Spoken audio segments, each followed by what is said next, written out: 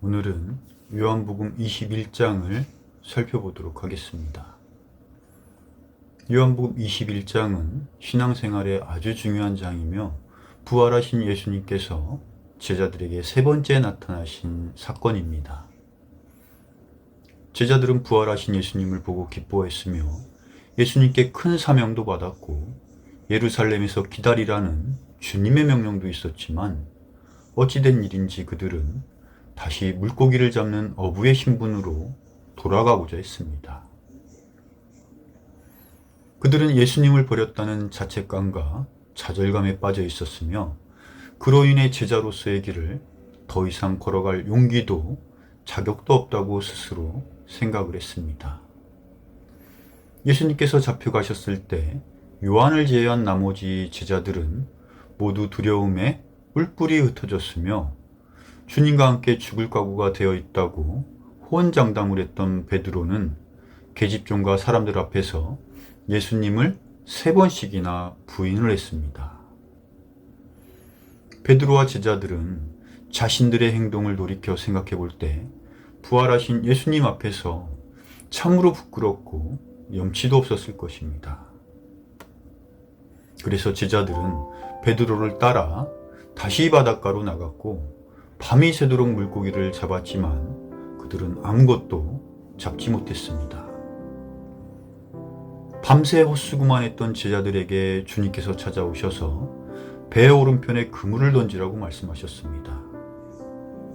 제자들이 그대로 행하였을 때 그물을 끌어올릴 수 없을 만큼 많은 물고기가 잡혔다고 했습니다. 사람들은 나름대로 수고하고 고생하며 뭔가를 얻기 위해 힘써보지만 하나님을 떠난 모든 인생은 결국 빈손이며 아무것도 얻을 수 없다는 교훈을 얻을 수가 있습니다. 제자들이 물에서 올라왔을 때 예수님께서는 이미 숯불과 빵과 고기를 준비해 놓으셨습니다. 주님은 우리의 육신과 영혼의 모든 필요한 것들을 채워주시는 분이라는 것을 볼 수가 있습니다. 밤새 물을 뒤집어 쓰고 춥고 배고픔에 떨고 있는 제자들에게 빵과 물고기와 따뜻한 불로 육신의 필요를 먼저 채우게 하셨습니다. 그리고 그 후에 제자들에게 지난 과거를 돌아볼 수 있는 기회를 주셨습니다. 요한복음 21장 15절에서 17절까지 말씀입니다. 이처럼 그들이 식사를 한 뒤에 예수님께서 시몬 베드로에게 이르시되 요나의 아들 시몬아 내가 이것들보다 나를 더 사랑하느냐 하시니 그가 그분께 이르되 주여 그러하나이다. 내가 주를 사랑하는 줄 주께서 아시나이다. 하매 그분께서 그에게 이르시되 내 어린 양들을 먹이라 하시고 다시 두 번째 그에게 이르시되 요나의 아들 시몬아 내가 나를 사랑하느냐 하시니 그가 그분께 이르되 주여 그러하나이다. 내가 주를 사랑하는 줄 주께서 아시나이다. 하매 그분께서 그에게 이르시되 내 양들을 먹이라 하시고 세 번째 그에게 이르시되 요나의 아들 시몬아 내가 나를 사랑하느냐 하시니 그분께서 자기에게 세 번째 내가 나를 사랑하느냐 하고 말씀하시므로 베드로가 근심하여 그분께 이르되 주여 주께서 모든 것을 아시오매 내가 주를 사랑하는 줄 주께서 아시나이다. 하니 예수님께서 그에게 이르시되 내 양들을 먹이라. 베드로를 향하신 예수님의 첫 번째 질문은 내가 이것들보다 나를 더 사랑하느냐 라는 것이었습니다. 이것이라는 것은 동료 제자들, 배, 물고기, 그물, 음식, 베드로가 가진 모든 것들, 세상 모든 것들을 의미하고 있습니다. 죽을지언정 예수님을 따르겠다고 자신있게 말했던 베드로였지만 평소 베드로답지 않게 내가 주를 사랑하는 줄 주께서 아시나이다 라는 소심한 답변을 했습니다. 그런 베드로의 말에 예수님께서는 다른 말씀은 안 하시고 내 어린 양들을 먹이라 라고 말씀하셨습니다. 부끄러움으로 가득한 베드로에게 주님께서는 반복해서 질문을 하십니다. 내가 나를 사랑하느냐? 예수님께서는 베드로의 잊고 싶은 허물을 자꾸만 기억나게 하시고 들추어내고 계십니다. 베드로는 두 번째, 세 번째 질문에 대하여 내가 주를 사랑하는 줄 주께서 아시나이다 라는 일관적인 답변을 하였고, 예수님께서는 어린 양이 아닌 내 양들을 먹이라 라는 화답을 주셨습니다. 베드로의 생애에서 가장 수치스러운 일은 예수님을 3번씩이나 부인했던 일이었습니다.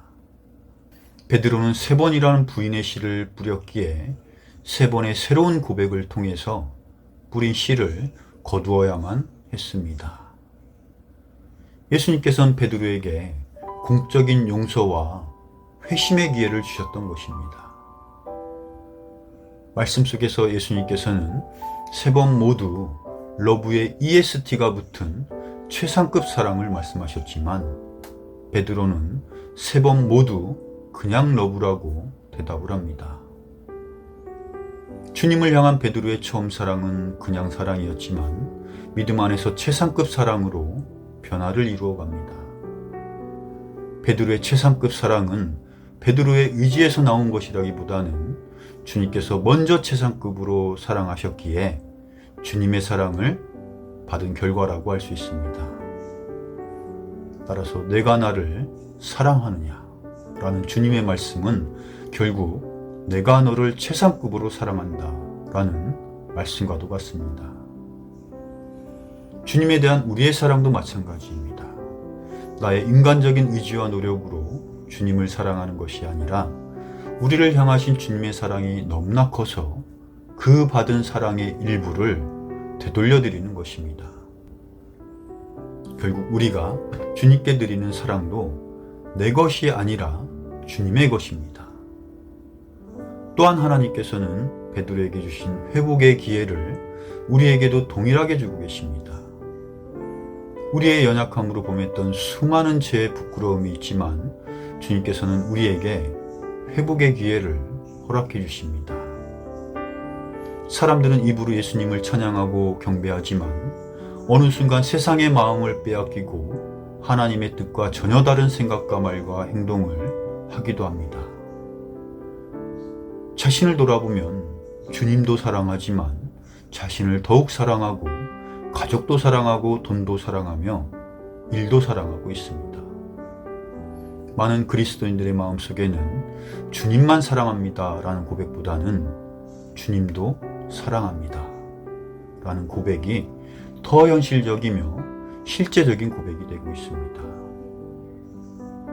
하나님께서는 그런 우리의 연약함과 허물을 잘 알고 계시지만 그런 우리에게 책망보다는 내가 나를 사랑하느냐 라고 반복해서 질문을 하십니다.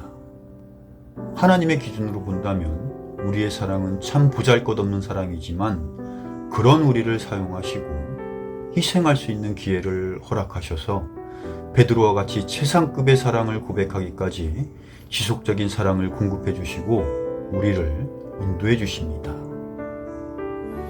우리가 믿음을 지키지 못하고 신앙적인 실수와 실패를 했을 때 침체되어 있는 우리가 들어야 할 말씀이 바로 내가 나를 사랑하느냐 라는 우리를 향한 주님의 변함없는 사랑의 말씀입니다. 내 모습을 돌아보면 주님에 대한 사랑 고백이 부끄럽지만 육신의 죄로 가득한 내가 정말 순백으로 깨끗해졌을 때 비로소 고백할 수 있는 것이 아니라 주님께서 변함없이 나를 사랑하고 계심을 깨닫는 순간 우리도 주님에 대한 사랑을 고백할 수 있습니다. 그러면 내 안에 계시는 주님의 사랑이 나를 점점 온전케 변화시켜 주시며 죄를 거절할 수 있는 강한 자로 성장시켜 주십니다. 그 속에서 주님과의 교제가 더욱 깊어지고 주님의 사랑이 우리 마음속에 가득 채워지게 될 것입니다. 그 사랑으로 날마다 더욱 성장하는 우리 성도님들이 되시길 바랍니다. 이상 마치겠습니다.